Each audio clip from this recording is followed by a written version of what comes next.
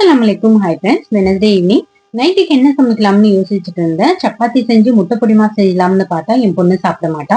அவளுக்குன்னு தனியா வேற ஏதாவது செய்யணும். இந்த மாதிரி ஒவ்வொருத்தருக்கு தனித்தனியா செய்யணும். அதனால பன்னீர் பட்டர் மசாலா செஞ்சுட்டேன். பன்னீர் பட்டர் மசாலா செஞ்சாலும் பன்னீர் சாப்பிட மாட்டான், வெறும் அதோட குழம்பு மட்டும் தான் சாப்பிடுவா. இந்த மாதிரி உங்க வீட்லயும் எந்த பர்சன்னு மறக்காம கமெண்ட் பண்ணுங்க. தீபாவளி நெருங்கி வந்தாலே நிறைய பேர் வீட்டுல ஸ்வீட் காரம்னு வகை வகையா பலகாரம் செய்ய ஸ்டார்ட் பண்ணிருப்பீங்க. ஃபெஸ்டிவல் வந்தாலே அது ஒரு தனி சந்தோஷம் தான்.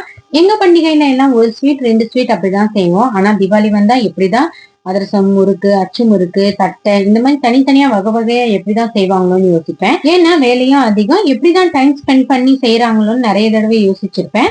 இந்த தீபாவளி நிறைய பேருக்கு தலை தீபாவளி கூட இருக்கலாம். மோஸ்ட்லி எல்லார் வீட்லயும் ஷாப்பிங் முடிச்சிட்டாலும் ஸ்டிச்சிங், ஆல்ட்ரேஷன் அந்த வேலைகள் தான் அதிகமா இருக்கும். நிறைய பேர் லாஸ்ட் மினிட் ஷாப்பிங் பண்றவங்களும் இருப்பாங்க, இப்ப ஷாப்பிங் முடிச்சவங்களும் இருப்பாங்க. நீங்க எல்லாரும் தீபாவளி ஷாப்பிங் முடிச்சிட்டீங்களான்னு மறக்காம கமெண்ட் பண்ணுங்க. நானும் பன்னீர் பட்டர் மசாலா செஞ்சுட்டு கூட சப்பாத்தி செஞ்சு நைட் டின்னர் முடிச்சிட்டோம். இந்த டே எனக்கு ஃபுல்ஃபில்லா போச்சு. பிடிச்சிருந்துச்சுன்னா லைக் பண்ணுங்க, மறக்காம சப்ஸ்கிரைப் பண்ணிடுங்க.